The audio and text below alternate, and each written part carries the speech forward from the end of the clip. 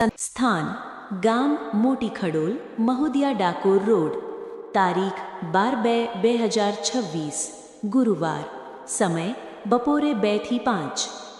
ભારત દેશની રક્ષા માટે ગુરેઝ ઓપરેશન દરમિયાન શહીદ થનાર ગુજરાતના વીર સપૂત જવાન કેપ્ટન પ્રેમકુમાર પાટીલ મહારાષ્ટ્રના વતની હતા, પણ ગુજરાત રાજ્યમાં મોટા થયા હતા. શ્રી કૃષ્ણ પાટીલ અને શ્રીમતી રાધાકૃષ્ણ પાટીલના પુત્ર. કેપ્ટન પ્રેમકુમારને 2 ભાઈઓ હતા, આશીષ અને મનીષ. કેપ્ટન પ્રેમકુમારે તેમનું શાળાકીય શિક્ષણ વાપીમાં કર્યું અને પછી ગ્રેજ્યુએશન કર્યું અને ગુજરાતના વલ્લભ વિદ્યાનગરમાંથી વિજ્ઞાનમાં સ્નાતકની ડિગ્રી મેળવી. કેપ્ટન પાટીલ તેમના વિદ્યાર્થી કાળ દરમિયાન એનસીસીમાં જોડાયા હતા અને તેનાથી તેમને ભારતીય સેનામાં જોડાવા માટે પ્રેરણા મળી હતી.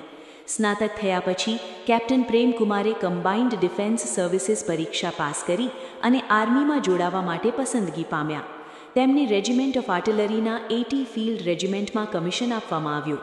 2009થી 2014 સુધીની તેમની સેવા દરમિયાન કેપ્ટન પ્રેમકુમારને જમ્મુ અને કાશ્મીર વિસ્તારમાં 36 RR યુનિટમાં ડેપ્યુટેશન પર મોકલવામાં આવ્યા. તે પહેલાં ગેંગટોક અને જોધપુરમાં પોસ્ટ કરવામાં આવ્યા હતા. ગુરેઝ ઓપરેશન 07 ઓગસ્ટ 2015. 2015 દરમિયાન કેપ્ટન પ્રેમકુમાર 36 RR બટાલિયન સાથે ફરજ બજાવી રહ્યા હતા, જે જમ્મુ અને કાશ્મીરના ગુરેઝ સેક્ટરમાં બળવાખોરી વિરોધી કામગીરી માટે તૈનાત હતી. ઓગસ્ટ 2015માં નિયંત્રણ રેખા નજીક આવેલા ગુરેઝ સેક્ટરના વિસ્તારમાં શંકાસ્પદ હલચલના અહેવાલો મળ્યા હતા. પરિણામે 7 ઓગસ્ટ 2015ના રોજ ગુરેઝ સેક્ટરમાં સુરક્ષા દળો દ્વારા સીક એન્ડ ડિસ્ટ્રોય ઓપરેશનનું આયોજન કરવામાં આવ્યું હતું. 36 RR યુનિટના સૈનિકો દ્વારા આ ઓપરેશન શરૂ કરવામાં આવ્યું હતું અને કેપ્ટન પ્રેમને તે ઓપરેશનનું નેતૃત્વ સોંપવામાં આવ્યું હતું. કેપ્ટન પ્રેમ તેમના સૈનિકો સાથે એક્શનમાં આવ્યા અને શંકાસ્પદ વિસ્તારમાં પહોંચ્યા. ટૂંક સમયમાં સૈનિકોએ અસામાન્ય હલચલ જોઈ અને સંપર્ક કરવા આગળ વધ્યા. પડકારવામાં આવતા આતંકવાદીઓએ સૈનિકો પર ગોળીબાર કર્યો અને ત્યારબાદ ગોળીબાર શરૂ થયો.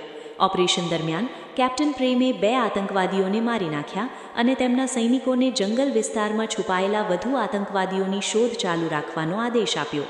આ દરમિયાન ઘુસણખોર આતંકવાદીઓને આશ્રય આપવા માટે પાકિસ્તાની સૈનિકો દ્વારા સતત સરહદ પારથી ગોળીબાર કરવામાં આવી રહ્યો હતો, પરંતુ કેપ્ટન પ્રેમ નિશ્ચિંત રહ્યા અને આતંકવાદીઓનો આક્રમક રીતે પીછો કરીને તેમના પર દબાણ જાળવી રાખ્યું.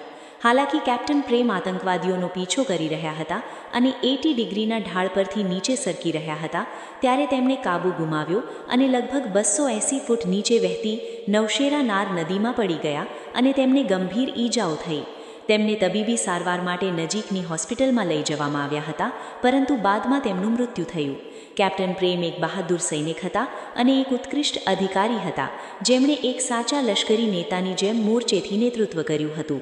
તેમણે રાષ્ટ્રની સેવામાં પોતાનો જીવ આપ્યો અને તેમની અસાધારણ હિંમત અને તેમની ફરજ પ્રત્યેની અડગ નિષ્ઠા માટે હંમેશા યાદ કરવામાં આવશે.